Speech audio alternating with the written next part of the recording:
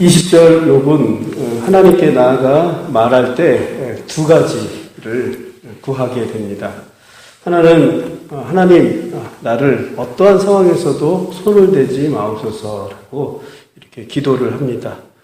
그리고 두 번째는 내가 하나님께 아무리 어떠한 상황이라도 말할 수 있게, 즉 하나님께 기도할 수 있게끔만 해 주십시오라고 이렇게 두 가지를 초반에 간구를 하게 됩니다.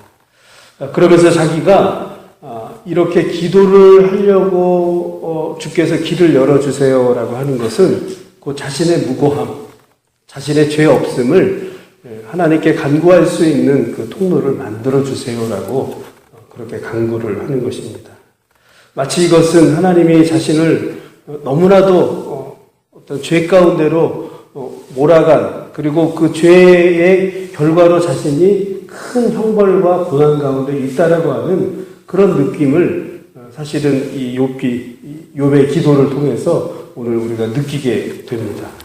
그래서 그는 하나님께서 자신을 완전히 얼굴을 돌리는 것처럼, 원수를 대하는 것처럼 그렇게 대하고 있습니다. 24절을 보시게 되면요, 주께서 어찌하여 얼굴을 가리시고 나를 주의 원수로 여기시나이다. 얼마나 그의 그 힘든 상황이냐면 하나님이 그를 완전히 원수로 취급하듯이 자신이 그런 상태라고 하는 것을 말하고 있습니다. 26절에 보면 혹시 이 고난이 어릴 때 지은 어떤 죄 때문입니까? 라고 또 자신의 과거에 대해서 또 번민하고 고민하는 것을 보게 됩니다.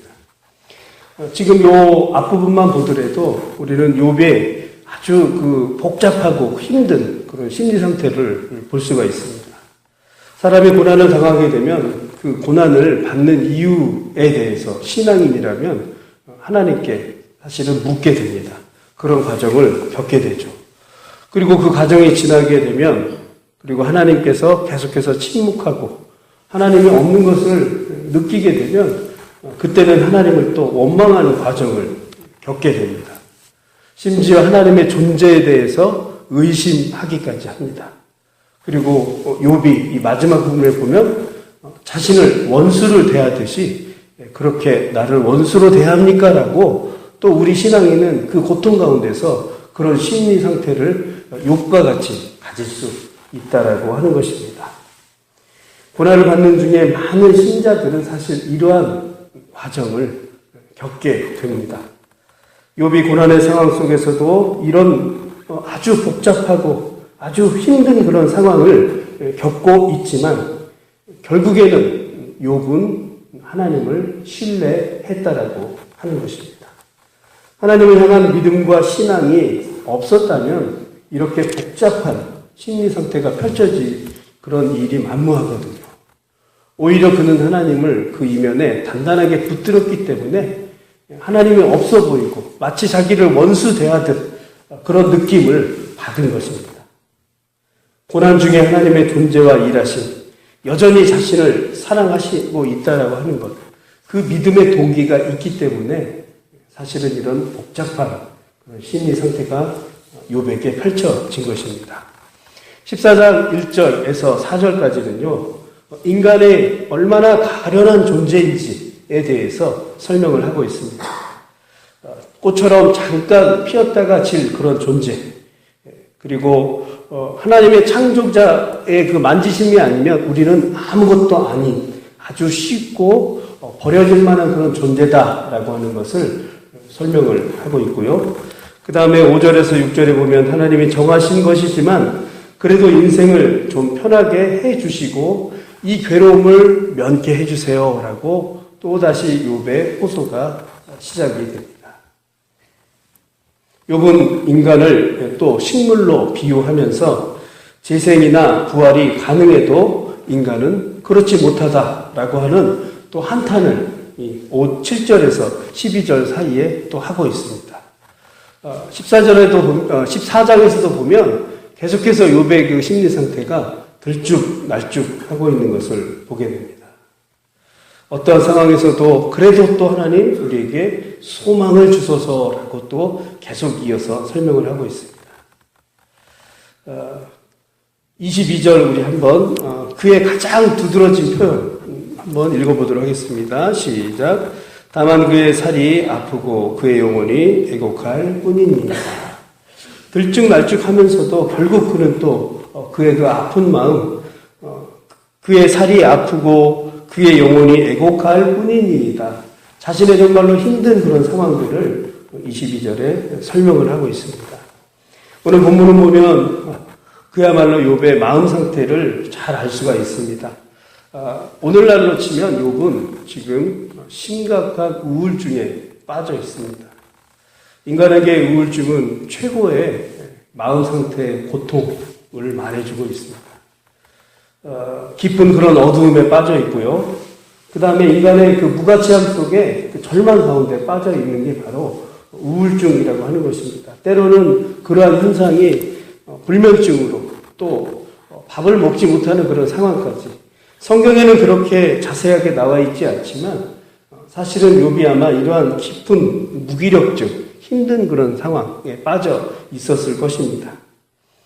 때로는 자신의 살아가는 이 생명을 끊어서까지 이런 고통에서 벗어나려고까지 그런 마음까지 먹는 것이 바로 우울증입니다. 이러한 질병은 사실 오늘을 살아가는 우리들도 피해갈 수가 없다라고 하는 것입니다. 고통뿐만 아니라 그런 것들로 인해서 복잡한 심리 상태가 우울증까지 넘어갈 수 있다라고 하는 것입니다. 깊은 낙심 가운데 빠질 때 우리는 과연 어떻게 해야 할까요? 하나님께서 나를 버리셨을 것이다라는 그런 생각이 충분히 들 수 있을 것입니다. 늘 예배를 드리고 찬양을 드려도 그것보다도 내 힘든 그런 상황이 눈앞을 가리울 때가 많이 있을 것입니다. 그런데 더 중요한 것은 욥기서를 읽고 우리가 이것들을 좀 해결해 보고자 하고 욥기서를 묵상하지만 사실 명확하게 하나님이 답변을 해주지 않는 부분들이 참 많이 있다라고 하는 것입니다. 다만 우리가 한 가지 이 상황에서 붙들어야 할 것은 이렇게 복잡한 욥의 심리 상태이지만 그러나 그 가운데 하나님을 붙들었던 것처럼 우리 또한 하나님을 그렇게 붙들고 살아야 한다라고 하는 것입니다. 하나님을 향한 믿음과 그 소망, 그것들을 우리가 잊어버리지 않고 끝까지 붙들고 그렇게 살아야 한다는 것입니다. 어쩌면 내가 붙드는 힘보다 하나님께서 나를 견고하게 붙드시는 그 힘이 더 위대하고 더 크다라고 하는 것을 우리는 이 삶의 고통 속에서 또 우리가 기도하는 가운데서 예배를 드리는 가운데서 발견을 해야 한다는 것입니다. 분명한 것은 성경의 많은 부분 하나님은 실수도 그리고 실패도 하지 않는 분이라고 하는 것입니다. 성경의 많은 부분도 연단, 시험, 고난 이런 것들이 약 200번 이상이나 나온다라고 하는 것입니다. 그렇다면 우리의 삶 속에 시험과 연단과 고통이나 이러한 부분들이 분명히 하나님의 그 계획 안에 다 들어 있다라고 하는 것입니다. 하나님은 실수하지 않는 분, 실패하지 않는 분이시기 때문입니다. 우리의 삶의 고통과 고난도 역시 하나님의 놀라운 계획과 인도 아래 있다라고 하는 것을 우리가 믿음으로 그렇게 붙들고 나아가야 한다는 것입니다. 우리의 삶 자체가 시험이고 고난의 연속이라고 하는 것, 이것을 사실은 인정하고 받아들여야 합니다. 믿음으로. 그러나 좀 더 높은 그런 신앙인은 이것들을 뚫고 의연하게 하나님 앞에서 오히려 그것들을 찬양하고 하나님의 살아계심을 우리가 맛보는 것입니다. 만약에 모든 크리스찬들이 기도하는 족족, 간구하는 족족 다 들어주는 그런 하나님이었다면 이 세상에 하나님만 존재하고 다른 신은 없을 것입니다.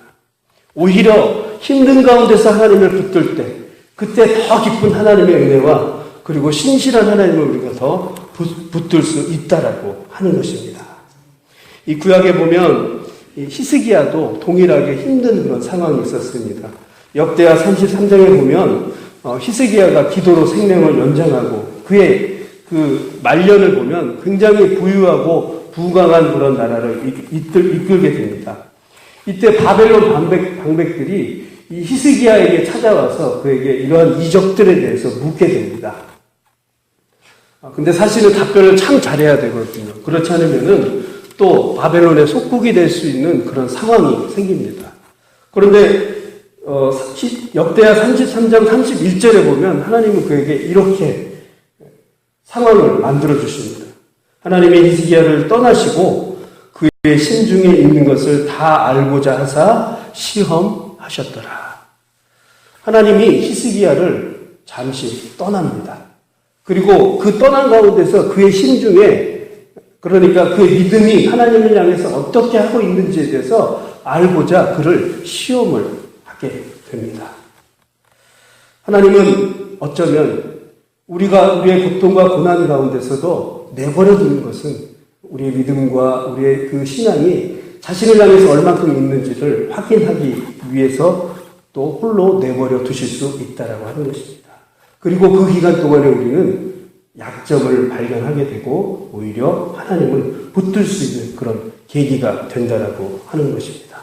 하나님의 존재를 더 깊이 깨달을 수 있는 그런 계기가 바로 고통의 순간, 또 하나님의 없는 순간이 될 수 있다라고 하는 것입니다. 말씀을 마무리하도록 하겠습니다. 사랑하는 성도 여러분, 우리의 인생은 아무것도 의미 없는 날이 단 하루도 없음을 기억하시기 바랍니다. 고통마저도 고난마저도 하나님의 계획하심에 있고요. 그리고 하나님은 실수하지 않는 분, 실패하지 않는 분입니다. 그 가운데서도 우리가 믿음으로 하나님을 붙드는 우리 모두가 되시기를 간절히 바라겠습니다. 사랑해 주님 감사합니다.